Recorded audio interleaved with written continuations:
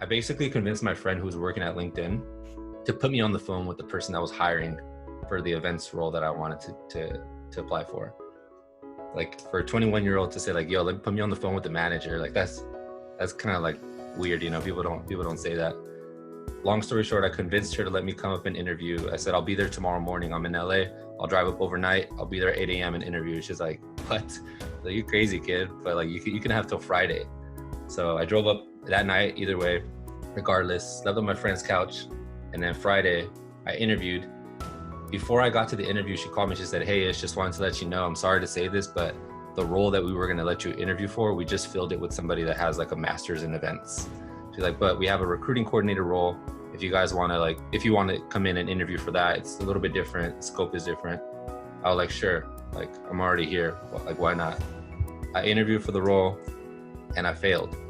Like, I got, like at 5 p.m. that day, I was sitting on Mission Street in San Francisco, about to eat a burrito from Alfarolito. It's like my favorite burrito spot. And she calls me, she's like, hey, just letting you know, like, you did pretty bad in your interview. Like, for what you needed to do in recruiting coordination, like, that's definitely not the role for you. So we can't offer you that position. But you showed so much enthusiasm and so much resilience and so much experience in events at such a young age that we're going to open up a new contract role for you doing events. And so like, that's my journey to tech. It's like, didn't have like the people before me to do it, didn't really have the network, but figured it out, still was told no, weaseled my way in. And then from that point to now, I've been working in tech for 6 years. And I started to reflect on like all the authors, all the podcast hosts, they were all white men. Like, I can open up my phone right now and look at all the books that I have in my library. It's like 90% of them are white men from privileged backgrounds, you know? So then I started to think about like, well, why don't my cousins and like my friends from high school, why don't they read into like self-development? This is like unreal. It's like the keys, the goal, like it tells you everything you got to do in real estate or life or goals. And then I started thinking about, it's like, oh, it's because the people that are writing them don't reflect who they are, you know, like they can't relate to them. So then I started thinking like, well, what if I just wrote a book and then summarized everything that I learned? Like, I'm more relatable. I'm Latino. I didn't grow up like with the nicest neighborhoods.